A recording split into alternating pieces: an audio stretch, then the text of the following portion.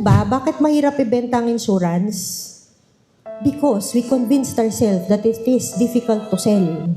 If you are so convinced that it's difficult to sell life insurance, guess what? Kapag ka naka-close ka agad, you will treat it as swinerte lang ako. You will not consider it as evidence na madali magbenta ng insurance. And ang papansinin mo lang, o tignan mo yun, no, ang hirap kausap. O tignan mo yun, hinahanap niya investments. Ang nangyari kasi is confirmation bias. And confirmation bias is our tendency to notice information that confirms with what we already believe in.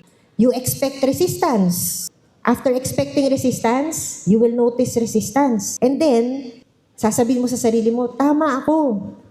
Feel selling is difficult and expect more resistance. Pag na-convince nyo yung sarili nyo na mahirap ibenta ang insurance, lalong hihirap. Kasi ang pinapansin nyo, lahat ng evidence that will point to prove that you are right. What if? Let us shift. Change tayo ng perspective. Let us shift our attention to curiosity instead. What am I not seeing yet? What don't I understand enough? Pursuit of mastery is my invitation to you. Kilalanin natin yung product. From mahirap ibenta to ano ba ang kailangan kong malaman.